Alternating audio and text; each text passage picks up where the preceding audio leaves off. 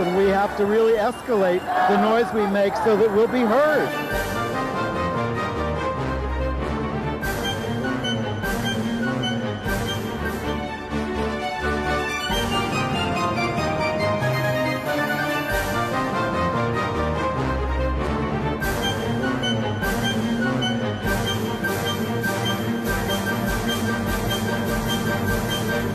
Welcome to Gay USA. I am Ann Northrop. And I'm Merryn Johns. Andy's off this week. Merryn has kindly joined me at the anchor desk here to go over the end of the world. That's right, post-mortem now, yes. Well, Donald Trump is coming after LGBTQ people with a sledgehammer in his many executive orders. And he's after the T. He has an executive order about gender ideology, trying to make all of us gender non-conforming and transgender people disappear.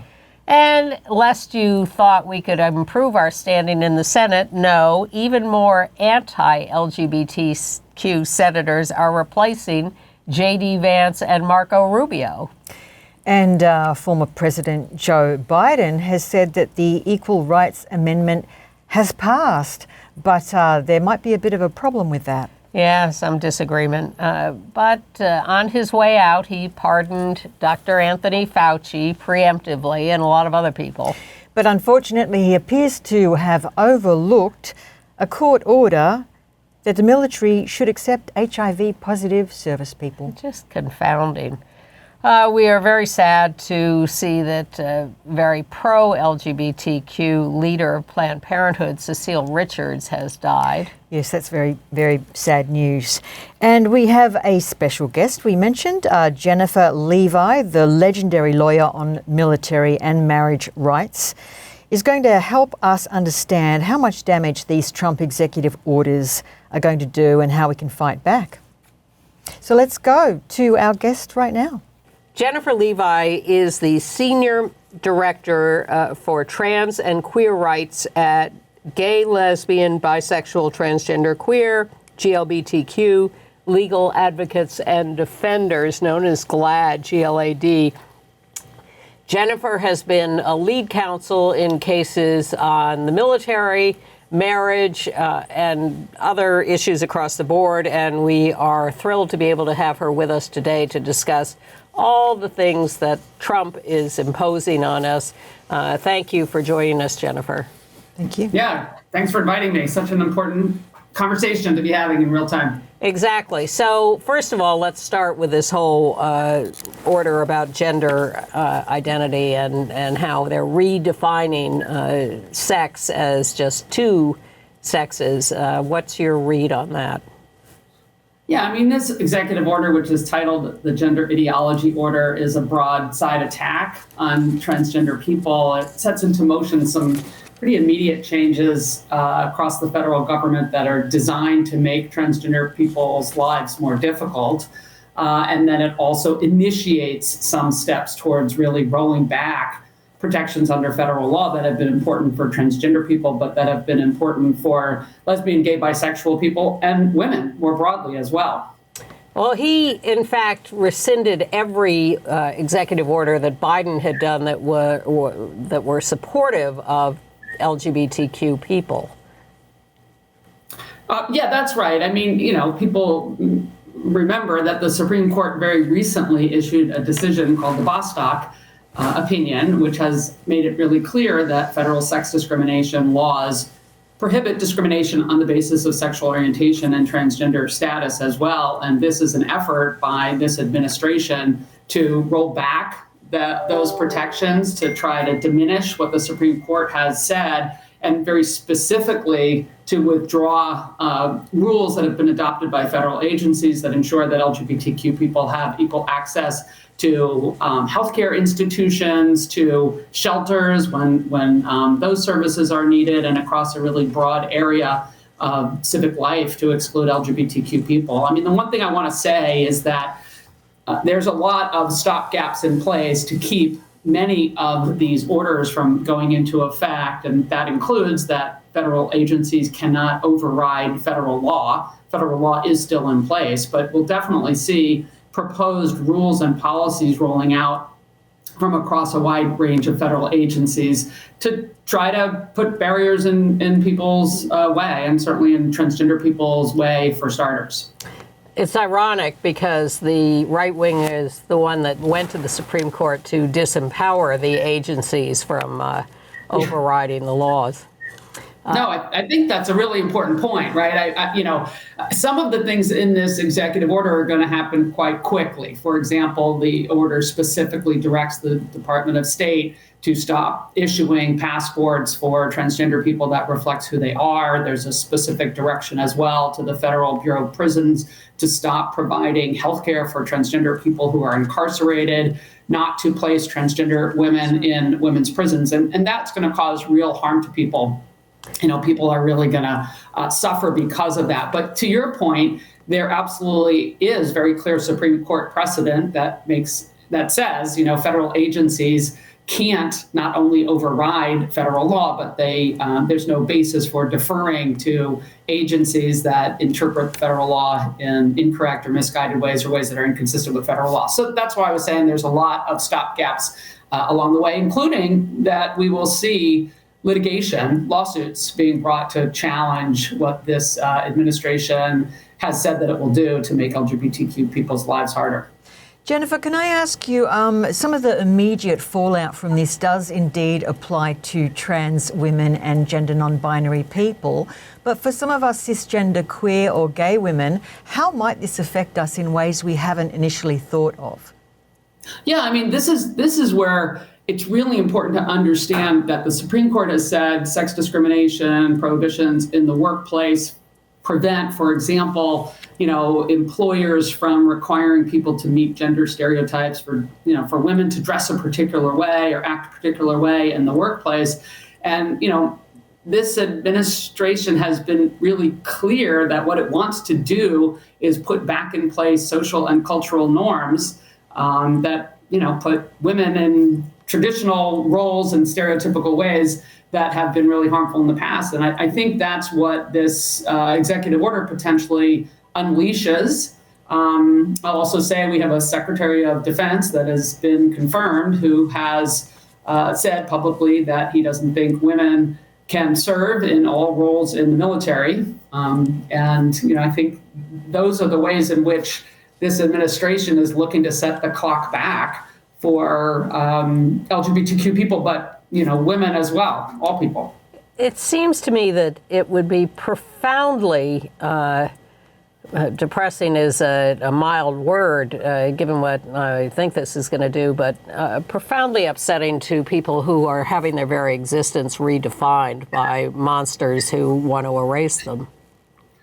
Yeah, here's the reality, and we all know this, that transgender people live and work throughout all of our communities. There are transgender people who are doctors and lawyers and business people and first responders, and that's not going to change. There's no federal policy that can change that. What is going to change is people's ability to contribute in the ways that they have been doing and to sort of move through their lives in the ordinary ways that we all, that we take for granted in many ways. And of course, transgender people haven't been able to necessarily take that for granted. And we've seen a lot of really important shifts in law and policy over the last 2 decades. And it is really troubling, to say the least, to have an administration that wants to reverse that. Just for example, I think that President Trump has said that he intends to reinstate the ban that he on military service that he had announced in 2017. And that's bad for everyone. It's bad in part because transgender people are serving at the highest levels of the military, but it's also destabilizing for the military and for national security to have policy around, national security and military support be driven by politics and driven by a goal of demonizing a community of people. Transgender people have been experiencing that. That's something, that LGBTQ people broadly know is bad for the country and bad for all the communities in which we live. Well, you won a case on trans service in the military, so how can he go back now and try to reinstate a ban? Yeah, that's a really good question. When the initial ban was announced in 2017, we filed very immediate challenges that halted the policy that would exclude transgender people from serving, and got some very important initial court orders that prevented the policy from going in place. Those orders were eventually stayed by the Supreme Court, and the Biden administration came in before there was a conclusion to those challenges and reversed the ban and created a policy that's been in place now for 4 plus years. And so the legal case wasn't fully resolved the first time around, but we got very important early decisions that make it clear that if somebody can meet all of the criteria of military service, there's no justification for excluding them from an ability to serve just because of who they are. We're a little worried about the possibility of what could happen to same-sex marriage. Assuming that the right wing certainly will get a case to the Supreme Court sooner rather than later, challenging Obergefell and everything, all the other marriage cases. Where do you see that going? Again, I think that we all have to stay tremendously vigilant. My organization, GLAD Law, and my colleague, Mary Bonato, who led that legal fight all the way to the Supreme Court, are working very hard to ensure that there aren't incursions in protections for marriage equality and that there's not an erosion of those protections under federal law. But, let's be honest, we saw a Supreme Court willing to overturn a 50-year-old precedent in Roe versus Wade. And I think that it's important that we all stay alert and pay attention and make sure that all of our families are protected. And that's why I was saying, this gender ideology executive order specifically has transgender people in its sights, but the rules and the policies that it unleashes are absolutely intended to strike more broadly at the LGBTQ community, but also at women as well. Do you foresee, Jennifer, those old-fashioned, old-timey laws coming back in about appropriate dress for gender, such as you're not allowed to wear more than, 3 articles of masculine clothing if you're a woman? It wasn't so long ago that corporations required a certain style of dress, heels and skirts, if you were going to come and work in the office. Do you think we're going back to those days? Well, I hope not. And I firmly believe that is not what the American people want. And at the same time, for example, there's a provision in the gender ideology executive order that threatens federal funding for contractors that support what this executive order calls gender ideology. And that's a very vague, undefined term, yes, which is intended to sow chaos and confusion. And that's what it is doing. But it's also intended to chill agencies, federal contractors that provide supportive services for the community. And that's where the vagueness and the indeterminacy of the language is particularly problematic, because it sends a message that, if you sort of step away from the social norms that this administration is supporting, that you could lose federal dollars. And that's really chilling. So I'm not ready to go that far to say we're going to see the, even near-term reintroduction of those kinds of dress codes for everyone. But I do think that that there are, some people in this administration that would like to see that as an end goal, and we've got to keep our eyes on the developments in response to this kind of gender ideology executive order. I'll say one more thing. I mean, it's not coincidental that they frame it as a gender ideology executive order, because this administration is focused on ideas and shifts in social norms, and they're really not seemingly concerned with the harm that these changes cause to real people in real life. That's the understatement of the month. Yeah, especially because I do want to say, I mean, this is an order that was issued among a raft of orders that, of course, includes targeting federal employees, targeting undocumented people, immigrants, a whole wide range of issues. So, yeah, this is not an administration that has expressed its deep concern and care about individuals. And wiping out so-called critical race theory, too. Race comes into this from them, too. For sure. Well, how is all this going to play? Schools and free speech and all, they claim to be free speech advocates, and then they censor anything they don't like. Schools have been a fraught issue in the last couple of years. How do you see this playing there? Yeah, I mean, I'm very concerned.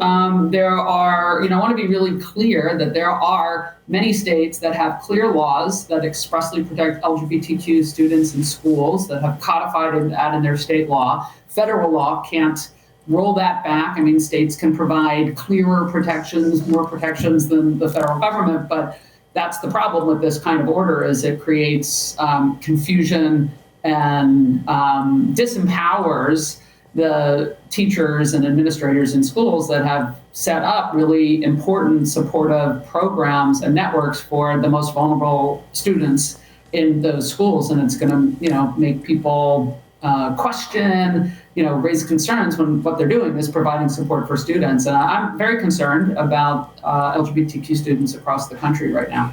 Jennifer, did you have anything to add about the diversity, equity and inclusion rollback as well, which some of the language around that order was particularly vague? The mention of accessibility, which I wonder what that meant. Do you have any thoughts on that? Again, there's like intentional vagueness here. And I think what they're trying to do is be threatening against workplaces, social service programs that are doing the kind of education and training that can be necessary to ensure that there's really robust support for all comers, for everyone in the community to get what they need. And so, I think you'll see legal challenges pretty quickly brought to some of those restrictions for sure. And one of my main concerns is that Trump is a rule breaker. He has no respect for norms or laws or anything else. He really wants to just be a king and do what he wants to do, which I think is clear on that first day where he was a dictator. If courts decide in ways he doesn't like and he doesn't want to follow court orders, what's that going to set up? Yeah, I mean, it's a good question. I will say that I believe in the strength of the constitutional democracy that has been in place in this country for centuries plus. And I also believe in the American people. And I think that there are lines that could be crossed that go too far. I think we will see, a course correction if he really is that bold as to defy court orders. We've, unfortunately, there's times we've seen it in the history of this country, particularly around the desegregation of schools, but also even earlier in our country's history, where states said that they're not going to comply with constitutional requirements. And those have caused dramatic political shifts. The country is held strong. And I actually have confidence in the American people that there will be bulwarks against that kind of government overreach ultimately. But it's going to be, it's going to be a hard time. It is a hard time right now. We're getting calls at Glad Law from people who are already being impacted by the announcement of these federal shifts. So I would urge people in the community, stay in touch with the resources across the community, legal resources, social resources, support groups, community centers. It's a time to really, reach out to one another and hold each other strong as we build back the base to push against the shift that we've seen. Well, I think that's a good semi-optimistic place to end this. Yes. Thank you, Jennifer. Jennifer Levi, Senior Director, Transgender and Queer Legal. Queer rights at Glad Law, GLBTQ, legal advocates and defenders. Thank you. A pleasure to talk to you. I hope we do it again soon. Thank you so Yeah, much. great to talk to you both. Thank you. Thanks. Bye. Well, that was fascinating. Hopefully not too depressing, but thank you, Jennifer Levi, for joining us today. Yeah, I was glad she ended on a semi-optimistic note. I'd like to think we can fight back on this stuff, but man, that was wild, that inauguration day. Oh, you mean the coronation? Well, it was. He said he wanted to be a dictator on day one, and he was. He just boom, boom, boom, put out all those executive orders. We have this ludicrous picture of him holding up. Yeah, there he is, sitting in a sports arena signing executive orders. With a scarily huge signature. If any of you are into graphology, Google that signature. It's quite a terrifying thing to look at. It is, but he was not totally unopposed on that day. We have our Episcopal Bishop, Merryn, to thank for doing some pushback. I hope that others take her lead in this. Let's look at what she said to him. In the name of our God, I ask you to have mercy upon the people in our country who are scared now. There are gay, lesbian, and transgender children in Democratic, Republican, and independent families, some who fear for their lives. That was pretty gutsy. Yeah. I have to say that was pretty badass. But did you notice the reaction amongst the Trump clan in those three pews? Everyone was kind of whispering and rolling their eyes. Yeah, and they were not fidgeting. Happy. And she went on to talk about immigrants and what an enrichment they are to the country, and how they pay taxes and they work and they're peaceful. They're not all criminals. Yeah, so... Yeah, exactly. So good for her. But President Trump did speak to reporters after that, and he said he thought the service wasn't very good and they can do better. Yeah, what was that all about?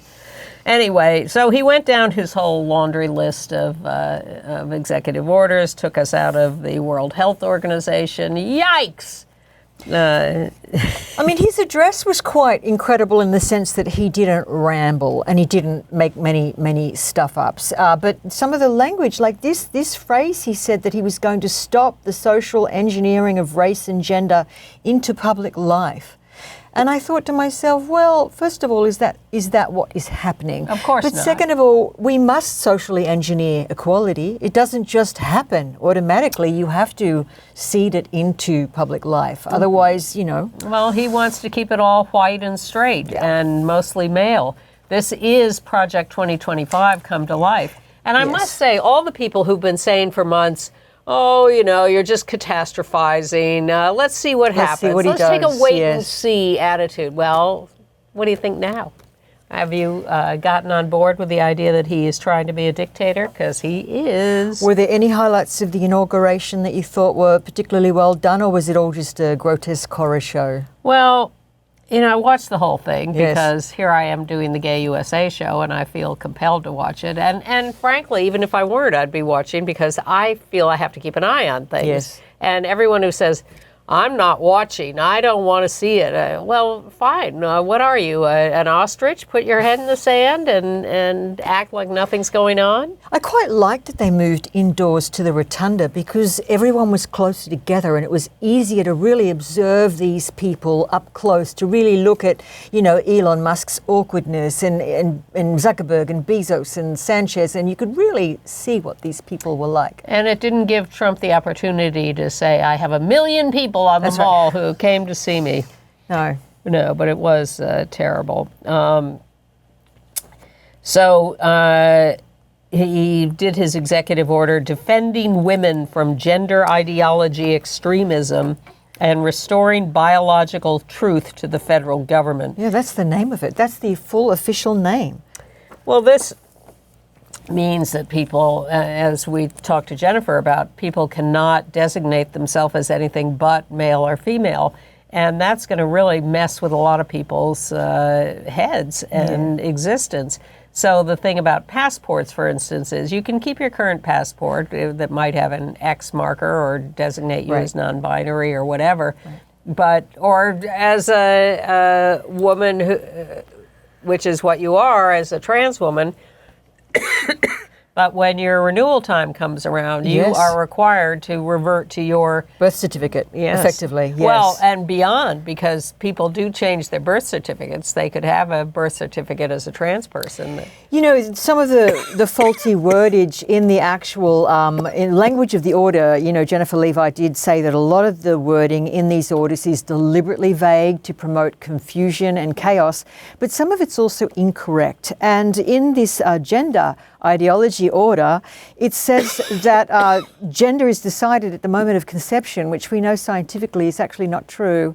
The fetus doesn't really establish its gender until sometimes several weeks into Aren't all the fetuses female until some of them become male? Yes, so the moment of conception. So that is scientifically incorrect to begin with. So you do wonder about the basis of some of these orders. Well, they've defined it as a human being who produces sperm or a human being who produces eggs. Yes, the large or the small.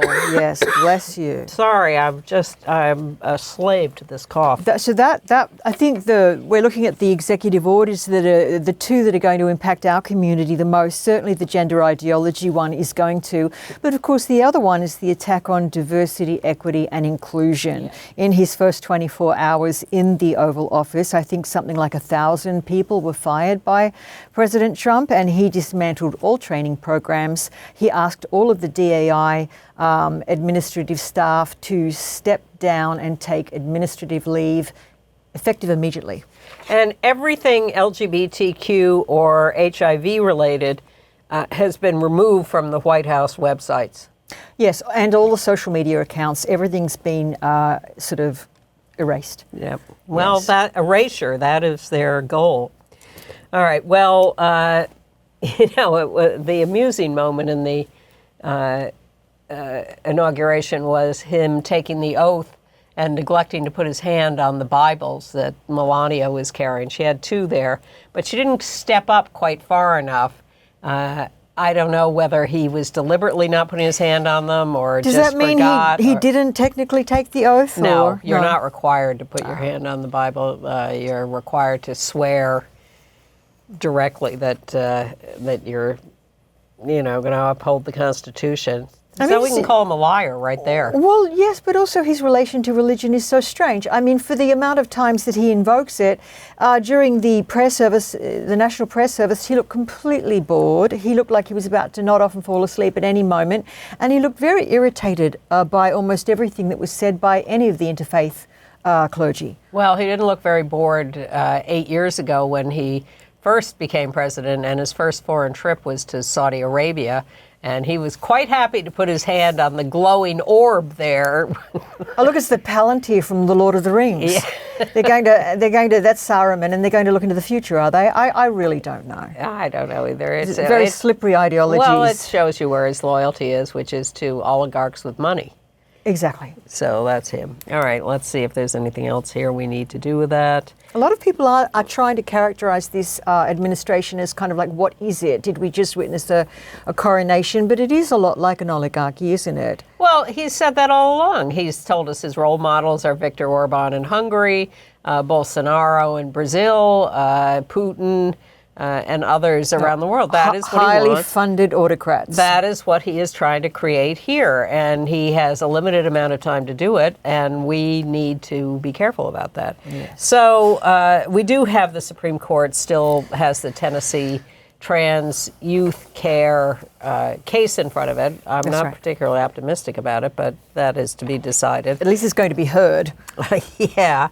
And there are resources. There are hotlines you can call as various communities. And we have up here the Trevor Project, the National Suicide Prevention Hotline, SAGE, LGBT Elder Hotline, Trans Lifeline, and the LGBT National Youth Talk Line. So you are not alone. If you are seriously disturbed or have important questions about any of this, or not important questions, anything you want, just call these hotlines. Yeah, I really think this is a good time to remember that we have community, that we spent decades building that community. We didn't just do it so we can go to a red carpet, step and repeat. We did it so that we can use those. Really, we did it so all the decades you've done it, the decades I've done it. We need these organisations, we need these non-profits. They're there for times like this, really, aren't they? Yeah, and there were people's marches 2 days before the inauguration. 8 years ago, it was the women's marches the day after the inauguration, where millions and millions of people were in the streets all over the country, all over the world. And not that turnout this time, but in part because it was freezing cold. But That's right. 2 days before the inauguration, there were tens of thousands of people in various cities around the country. So let's gin up a little more of that activity. All right. There's that. We're waiting for the military announcement. Oh, of course, we had the usual lineup of right-wing clergy at the inauguration. Franklin Graham, Timothy Dolan, who's lost a lot of weight. I think Timothy Dolan is on Ozempic. Just a guess. Him and everybody. Yeah. A right-wing rabbi, a right-wing imam. We do have Representative Sarah Jacobs of Democrat of California, who's already introduced a bill to try to block Trump from banning trans military members or trans military discharges. And then there's Pam Bondi, who was asked about marriage equality in her confirmation hearing for Attorney General. She says, I will support the law. Absolutely. Yeah, well, whatever the law is at any given moment. I mean, we are going to get pushback. I mean, already I think 18 states and San Francisco are already suing over the birthright executive order. So. Right. All right. Well, let's go to the Biden side of this. Yeah. There are a couple of Biden people who are no longer working. We'll see what they do next. So I picked a couple of Vogue pictures to give us an idea of what their next line of work could be. Pete Buttigieg, Transportation Secretary. Oh. There he was in Vogue. Isn't that cute? He is a cutie. Yeah. He says he wants to split wood and spend time with his kids. Oh, can you blame him? Not at all. Oh, and get his pilot's license. That's what he wants to do. He wants to train to become a pilot. See, this is the problem. The really good people, they're not interested in these power structures. They need a decompression time. Give him time. In a year or two, he'll be back. Okay. And Karine Jean-Pierre, who was the press secretary, of course, another Vogue picture. She was a huge role model to young black women everywhere. And she is happy that she will get to see her daughter more. I would like to see her go back to being a journalist. You know, she worked for the 19th for a long time. So 19th is great. Yeah. But she was the first black, first out LGBTQ person to hold that position. Yes. I mean, not everyone will miss her. Megyn Kelly has called her out on having, she said, the one sadness of Trump winning, we'll miss her word salads, she said rather cruelly, I thought. And Trump pardoned a lot of people, including Anthony Fauci, because Trump has been so nasty about him. So Fauci got one of these pardons unasked for, but evidently accepted. I think he was very grateful. Yeah. Liz Cheney too, Benny Thompson. Yeah. The whole committee. The whole committee, January 6th. Committee. And then Biden's family members. He's really trying to protect people. I understand that. And Biden also made a statement in the last few days of his presidency that he acknowledged that the Equal Rights Amendment, the no sex discrimination constitutional amendment, had actually passed because it had passed enough states, but it had a time limit on it, which was years ago. So there's a dispute over whether it actually should be acknowledged as passed. As the 28th Amendment, right? Yeah, so. And then even if it is, it has to be published and signed by the National Archivist, doesn't it? Yes, Shogan. And she has said that she doesn't buy it at the moment, but the Office of Legal Counsel needs to weigh in. And then what was the other? Well, Biden the HIV thing? positive service members. So we have a couple of loose ends that President Biden didn't push through. and didn't make any provisions for making sure that they actually made it. So the stories go that HIV positive men who are trying to enlist in states such as, I think the most recent example I read, South Carolina, they're being turned away from recruitment centres once they declare their status, their HIV status, which goes against the order. Yes, it was a court decision, and Biden and his administration just ignored it for no good reason at all. So that's very disappointing.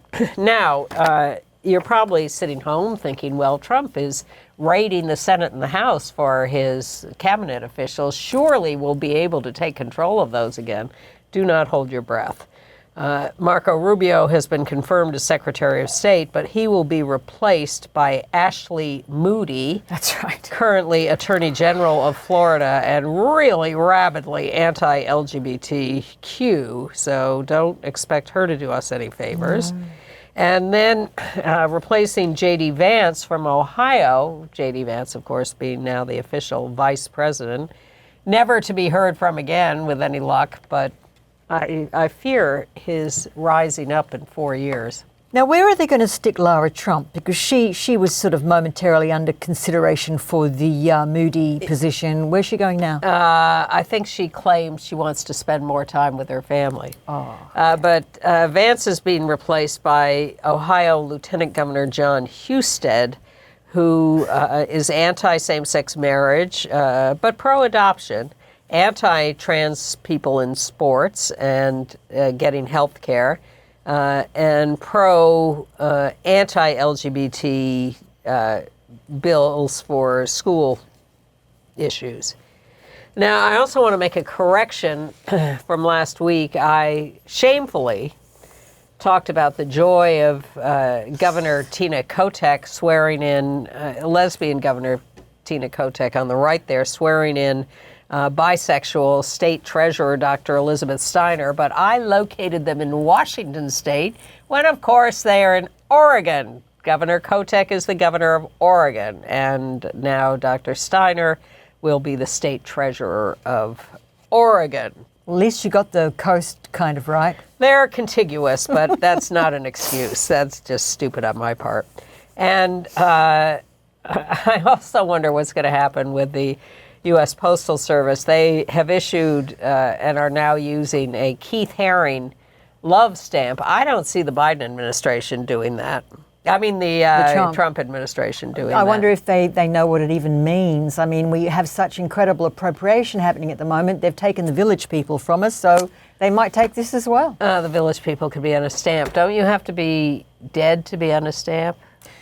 Yeah, but I just mean kind of like iconic gay symbols, you know. Yes. Nothing's sort of sacred anymore, so we'll see. Yep. So, running down our list of other stories. Should we talk about Ohio's first transgender? Oh, sure. City council member in St. Mary's, Ohio, which is a small town. Adrienne Childrey has been appointed. Ariane, Childrey has been. She's the first out transgender person on any city council in Ohio. She was sworn in on Monday. And she has said that she is for everybody. This is about good government, but she will that's what also. They're required. They're to required say to, now. but she also has said she will stand up for trans people. Good. We're just your neighbours, which is a really good way of looking at it. Of course. She was appointed to the open seat, but she is planning to run in the next full election. Right.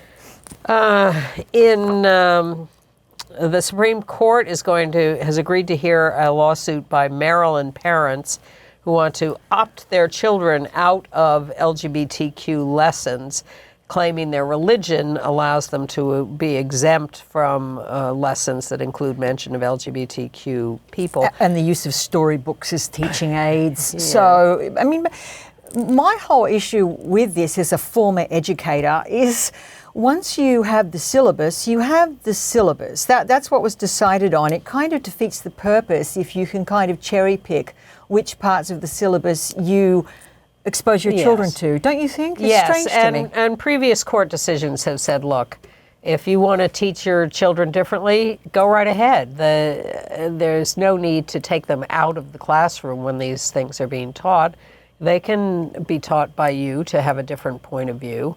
So we'll see whether the Supreme Court goes along with that precedent or not. Because if they don't, if they say that you can opt out, there are other states that mandate LGBTQ lessons in their schools. California, New Jersey, I think, maybe New York. So all of that is at risk with a case like this. You talked about the trans woman in Ohio taking the city council seat. Well, Representative Sarah McBride, the first out trans member of the U.S. House of Representatives from Delaware, has been named the deputy whip for policy among the Democrats in the House. So she's making a big impression early on. And we had some news on North Dakota, didn't we? That a judge in North Dakota has this was actually good news. Well, he rejected the state's effort to stop a trial on whether trans youth deserve care in the state. Right. So the case of TD versus Wrigley, it is going to trial on January the 27th. Yes. And the plaintiffs there are 3 young trans North Dakotans who are basically going to hopefully become a test case because they're seeking to block the state law that prohibits them getting any kind of health services. Well, this is... Any kind, I think. This is... Yeah, okay. This is very similar, I assume, to the case that is in front of the Supreme Court right now from Tennessee. So, but I will say, yeah, Tennessee, but North Dakota, way to go. I mean, you don't expect these kinds of cases to come out of states like that, but let's not be too parochial. No. I think it's terrific. I think it's those are the states that if the cases are happening there, this is fantastic to demonstrate this. Well, in Illinois, they decided that when trans people change their names in the records, they're no longer required to publish that publicly. Very standard that you have to publish things like that in some local newspaper, but they decided that was too dangerous for them. So they're no longer going to require that, which is good. But in Montana, they have a bill, HB 121, no trans people in public building bathrooms. It has passed the House on a 3rd reading, I think. Now, what's a public building? Is that like a library? Or it's every government building, which does include things like libraries. Wow, yes. That's not good. It's terrible. It's all about exclusion and erasure, and yes. We don't want to deal with this. It's too icky. We don't want these people around us. We want to just live our little cloistered lives because we don't see the value in diversity. We want just our people. And in this Montana bill, if you see a trans person in what is considered the wrong space, you can sue. You can get money. Is that the one they're offering bounties for? Yeah, that was it. Yeah. Really terrible. All right. The Trevor Project is restructuring and instituting layoffs. Because there are more and more demands for help and their fundraising's down a little in the bad political climate, so they're having a little trouble. Now, we have to keep an eye on this because with these executive orders, Trump is going to make it very difficult for corporations to be funding our organisations. He's going to punish people if he finds a money trail. So this is going to be hard for us, and we're going to have to do, I think, a lot more grassroots activism. We became, I think, quite dependent on these big bequests from big corporations who were just, quite honestly, trying to be fashionable, and they're not going to do it anymore. So, well, they're already giving more money to right-wing politicians than they're giving to us. In Texas, Southern Methodist University, it turns out, is trying to divorce itself from the Southern Methodist Church. And when I first saw the headline, I thought, SMU is too conservative for the Methodists. No, the exact opposite. SMU has non-discrimination rules in its setup. No discrimination on sexual orientation or gender identity. And the Methodists are saying, don't leave, we've changed. Oh, man. Bless you. I am so sorry to be coming in here with my cold. We need viewers to write in and give Anne some Remedies. They already have got me on a honey thing. Honey, turmeric, ginger, black pepper. That's my recipe for you. I take turmeric every day, but not enough, evidently. All right. In the District of Columbia, Washington, D.C., a police captain, Paul Rebenek, is suing.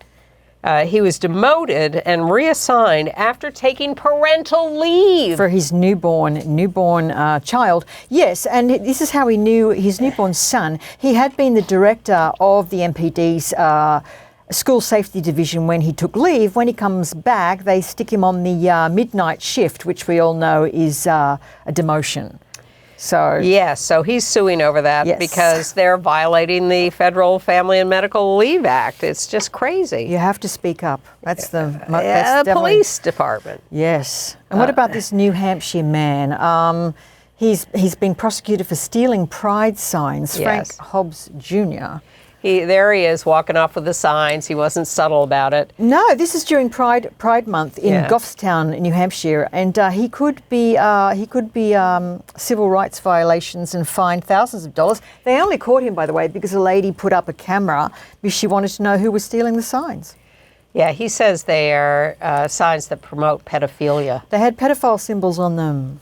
Yeah. Rainbows. Yeah. All right. How much more of this can we do? Rachel Levine, the Assistant Secretary of HHS, probably leaving, Admiral Levine, put out a report against forced surgery on intersex children and saying, hey, don't do that, which is good. And we should really talk about Cecile Richards for a minute.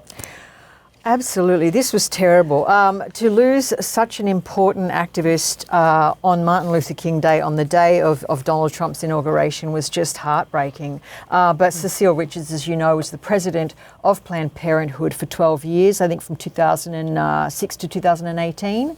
And as the president, she really did bring it into its highest sponsor, volunteer stature. I think she took the organization from a couple of million to 11 million supporters. And she was very proud of having in Charleston, South Carolina, Planned Parenthood office, which served the whole state, providing trans care.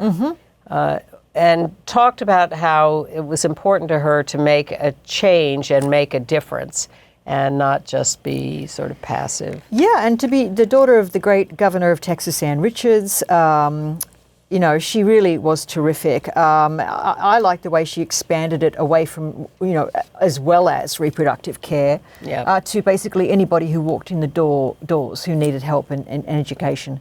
But she said some very prophetic words in an op-ed she wrote for the New York Times in 2022.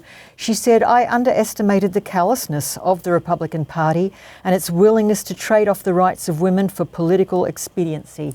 And look at where we are 2 years later. That's what they've done across the board for years, is pick targets and self-aggrandize, get power and money by trampling on the rights of everybody else. All right. Shall we move on to international news? Yes. We only have about 10 minutes left. Sure. Let's race through it. All right. In New Zealand. Oh, yeah, this is a very small item. But, we all know that New Zealand has been a bit of a paradise for people wanting to escape the madness of the Northern Hemisphere. And we all know that they had a female Prime Minister called Jacinda Ardern, who did some fantastic things for the country. But it's listing to the right, apparently. So much so that the Big Gay Out Festival, which is on February the 16th, doesn't want politicians to take to the stage. They don't really want any of the politicians to even be part of it anymore. It's just too fraught with conflict. So nevertheless, happy Big Gay Out. Same-sex marriage begins Thursday, tomorrow as we're taping, in Thailand. Oh, yes, that's so right. if you're in Thailand. They're expecting hundreds of couples to turn up and tie their knots. So, a lot of gay locals and expatriates in Thailand. In London, a gang of 5 youth were arrested for luring and attacking a trans teen, 18 years old. She thought she was joining friends at a roller disco because she was lured online. The attackers say this was revenge for her performing oral sex on one of them who didn't know that she was trans. So what do? They lure her. Oh, that old beat, chestnut. Yeah. Oh, dear. Stabbed her, beat her up. Well, they're getting sentences up to 8.5 years. They supposedly apologized, but we're not buying it. And it's a news story that Dirk Bogard, the great actor, was warned by MI5 that in the 70s that he was the target of a KGB sting operation for being gay. That's him in the front with his lover and manager Anthony Forwood behind him. He was the star of movies like Victim, which was about a gay man being blackmailed, and Death in Venice. Also and imagine gay. that. He was sitting in his house in the south of France in Nice, and MI5 comes knocking on the door and says, you're on a list of 6 homosexuals, Moscow has you, and goodness, he was disturbed and sure had to light up a cigarette and have a drink. Goodness me. He was very cool. Yeah. In AIDS news, unless I'm missing some international news that you have. This is back to the, I put this here, that it was in August 24 that a federal judge ordered the military to accept HIV-positive recruits. But some recruiters are still refusing, and the Biden administration did nothing. And Biden and now Trump are expected to appeal the ruling. Really? And in entertainment news. Oh, I wanted to give a shout out to the lesbian bar Ricky's. Didn't we have some news there? Yes. So, because there's also a bit of an international angle here. So, San Francisco is getting its first women's sports bar in the Castro. So, the name honors Ricky Stryker. Yeah. The community activist, and she was also a bar owner. She owned 3 different bars there. Well, she was a great moving force in the creation of the gay games. Oh, that's right. Yes, of course, of course.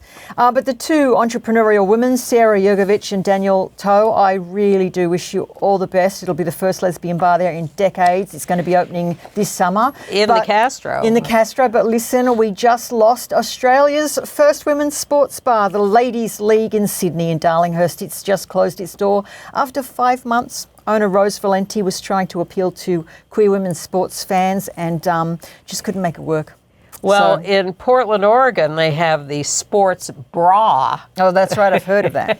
Which is now talking about franchising far and wide. Alex Ohanian, Serena Williams' husband, is one of the people involved in the financing of that effort.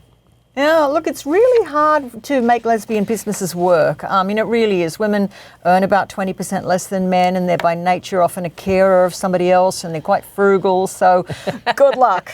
Frugal is right. Now, Saturday Night Live this last week, Dave Chappelle back to host again. Believe me, you think the inauguration was tough to watch. I watched Dave Chappelle host Saturday Night Live, and the word on it has been, oh, wasn't he great? He's talking about peace and love and people coming together and blah, blah, blah. Yeah, except that he throws in a few homophobic jokes along the way just to remind people that he still has an edge. So the one in particular that caught my ear was he was talking about the LA fires. He said, of course, West Hollywood didn't burn because they're already flaming there. Oh, boy. Flaming. No, Thank you, Dave Chappelle, no, that's idiot. not cool. No, there was definitely some LGBTQ casualties in the fires. Of course we know. I mean, I have people there in the Palisades that lost staff, and we know that one of the lesbian bars there, one of the lesbian-owned businesses burned down. One of the pizza joints that had a transgender night for free pizza, that went. So no, everyone's hurting. That's just ridiculous. It's a terrible, terrible time, and the fires in particular, you really get those end-of-the-world feelings when you hear about all those stories. Yeah. Awful. Speaking of end of the world and Hollywood and weirdness, we did also lose the great filmmaker David Lynch, who wasn't a gay filmmaker, of course, we know this, but there were certainly gay elements to his work. Very progressive, very forward-thinking in that. Yeah, he was celebrated. One of the new queer filmmakers, Jane Schoenbrunn, who directed I Saw the TV Glow, said, he was the first to show me another world, a beautiful one of love and danger I sensed but had never seen outside of sleep. He dedicated to his life to opening a portal. Yeah, so you can binge watch Twin Peaks and Mulholland Drive. Well, Twin Peaks had a trans character. That is David Duchovny. Playing a trans character. Playing a trans character. Now, that would not happen today. It wouldn't, would it? That's the FBI agent. Is it Denise Bryson, who's a kind of a cult figure, I believe, of fans from Twin Peaks? I never watched Twin Peaks. I suppose he'd be cancelled today if he did that. And also, Mulholland Drive, we have the two actresses, Naomi Watts and Lara Elena Herring. That's actually Melissa George there. But that was a big deal when that came out in 2001. It was kind of like people actually thought it was a lesbian movie. Some people still think it is, but it's not really. It's really about dream states, surrealism. This is why I never got into David Lynch. It's more Kafkaesque. It's less, like gay rights than it is. Give me reality TV. Yeah. I'm sorry, I'm too I'm not imaginative enough to go through that. There's some stuff like that. But by all accounts, he was a good guy. People called him Buddy Dave. Well, look at him. He was doing these kinds of themes very early on. So good for him. Now. Andy, who will be back here next week, may be replacing me because I have to shake this cold. It tells me that you had a contrary opinion of Gypsy to him. No, we overlapped. I love Audra. Audra McDonald. I loved it. For me, it just felt like a very strained production. Everyone was sort of turning themselves inside out, trying to meet these. This is a musical that most people consider to be the greatest American musical of all time. That I do disagree with. I happen to think West Side Story is the greatest. Pretty great, yeah. I find the story of Gypsy a little too specific. But most of the gay guys I know, they do have it ranked way up there. Well, the music is wonderful. Yeah, I found the first act of this incredibly long, incredibly slow, and incredibly forced. Yes.